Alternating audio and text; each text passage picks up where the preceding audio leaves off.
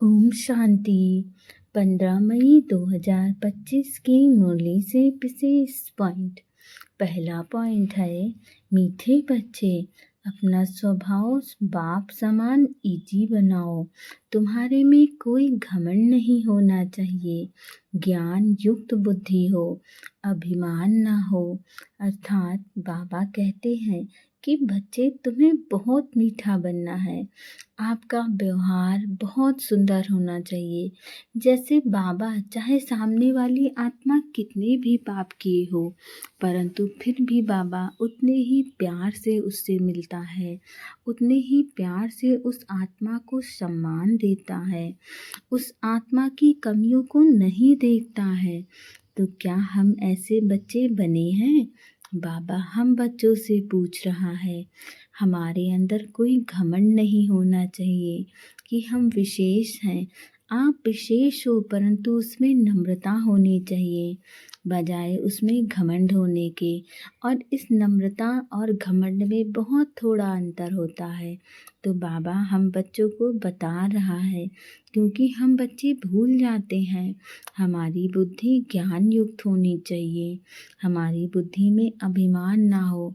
हम विशेष हैं, ये बात सत्य है, परंतु उसी विशेषता को यदि आप अहंकार वश देखने लगते हैं तो वो घमंड में आ जाता है।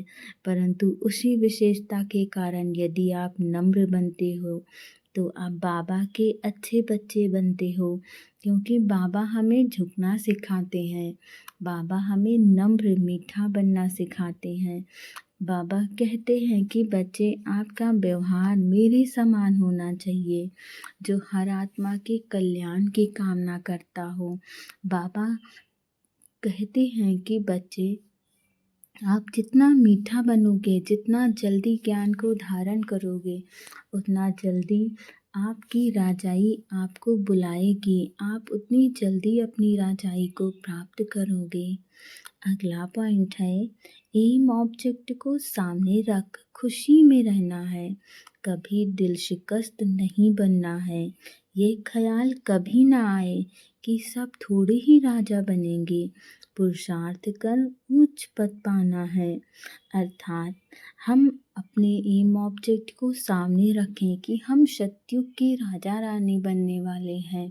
तो जब हम अपने एम ऑब्जेक्ट को सामने रखेंगे कि कितना सुंदर वातावरण होगा, कितने सुंदर वहाँ के महल होंगे, कितने प्यार से हर आत्माएं एक दूसरे के कल्याण की कामना करेंगी।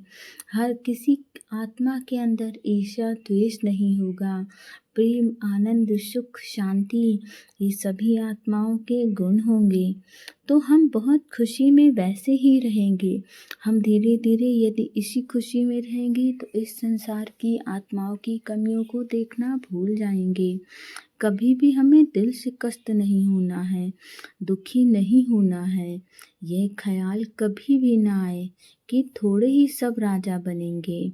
बाबा तो कहता है कि बच्चे, मैं अपनी 108 की माला को बहुत लंबा कर सकता हूँ, परंतु यदि आप तैयार तो हो जाओ, आपका पुरुषार्थ तो उस गति का तीव्र हो, तो मैं अपनी माला आपके लिए बहुत लंबी कर दूंगा। ऐसे 108 की ना जाने कितनी मालाएं मैं बना दूंगा। परंतु आपको अपना पुरुषार्थ तीव्र करना होगा। आप उस रेस में अपने आप को आगे लेके आओ, परंतु नम्रता के साथ, ना कि अहंकार के साथ। पुरुषार्थ कर अपना ऊंच पद पाना है। आपको इधर उधर देखने की बजाय अपने कार्य में तीव्रता लानी है।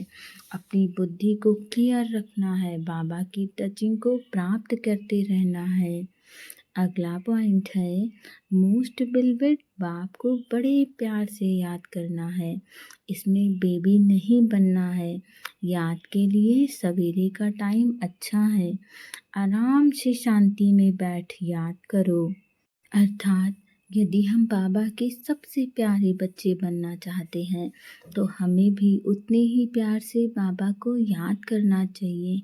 इसमें हमें बेबी नहीं बनना है। मानो जो छोटे बच्चे होते हैं वो देर तक सोते रहते हैं, तो यदि हम देर तक सोए रहेंगे तो हम बाबा को सुबह बैठ के याद कैसे करेंगे। अमृत वेले हम बच्चों के लिए बहुत कीमती समय होता है। उस समय को हमें जाया नहीं करना है। हमें बाबा की याद करके उस समय को पूरा इस्तेमाल करना है। उस समय जो बाबा हमें शक्तियाँ देते हैं वो शक्तियाँ अपने अंदर भरनी है। यदि हमने उस समय को गवा दिया तो वो शक्तियाँ हम अपने अंदर नहीं भर पाएंगे। और अब तो समय बदल रहा है, पता नहीं किस समय हमें उन शक्तियों की आवश्यकता पड़ जाए।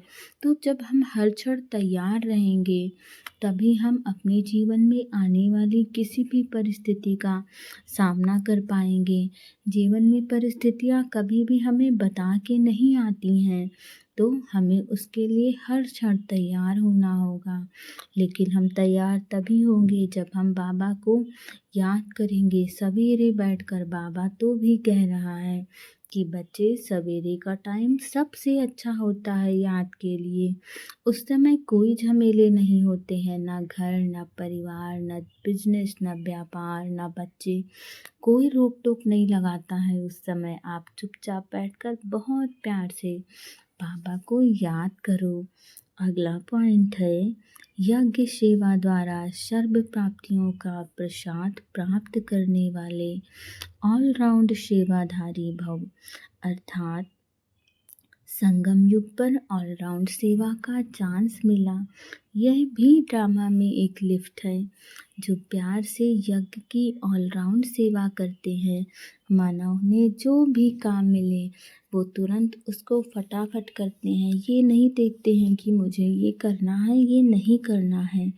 उन्हें सर्व प्राप्तियों का प्रसाद स्वतः प्राप्त हो जाता है। वे निर्विघ्न रहते हैं। एक बारी सेवा की और 1000 बार सेवा का फल प्राप्त हो गया।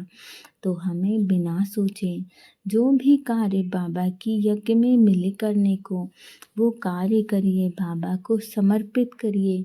जब आप इस तरह बाबा का कार्य करते हो तो आपको उस एक कार्य के बदले 1000 बार की सेवा का फल प्राप्त होता है। सदा सूक्ष्म स्थूल लंगर लगा रहे, किसी को भी संतुष्ट करना यह सबसे बड़ी सेवा है। तो मेहमान नवाजी करना यह सबसे बड़ा भाग्य है। आपको जो भी कार्य मिले उसे करिए। आजकल के दौर में तो आत्माएं केवल अपने हित को साधती हैं, परंतु जब आप निस्वार्थ भाव से परमात्मा की सेवा करते हो तो बाबा आपके लिए सब कुछ स्वयं न्योछावर करता है। आपके बारे में फिर स्वयं बाबा सोचता है कि ये मेरा इतना अच्छा बच्चा है, इसे देना, इसका ध्यान रखना ये सब मेरी जिम्मेवारी है और मुझे इस बच्चे के लिए सब कुछ करना ही होगा। अगला पॉइंट है स्वमान में स्थित रहो तो अनेक प्रकार के अभिमान स्वतः समाप्त हो जाएंगे। अर्थात जैसे बाबा कहते हैं कि बच्चे, मैं एक शक्तिशाली आत्मा हूँ, ये आपका स्वमान है।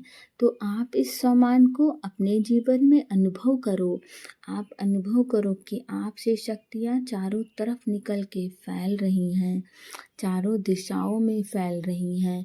जैसे बाबा ने कहा कि मैं निर्विघ्न आत्मा हूँ, तो आप अनुभव करो कि मैं निर्विघ्न आत्मा हूँ। मैं प्रेम स्वरूप आत्मा हूँ, तो बाबा की प्रेम को आप अनुभव करो। जब इन सारी चीज़ों को आप अनुभव करने लगते हो तो आपके जीवन से व्यर्थ बहुत जल्दी समाप्त हो जाता है और आप विशेष आत्मा बनते हो, आप शक्तिशाली आत्मा बनते हो।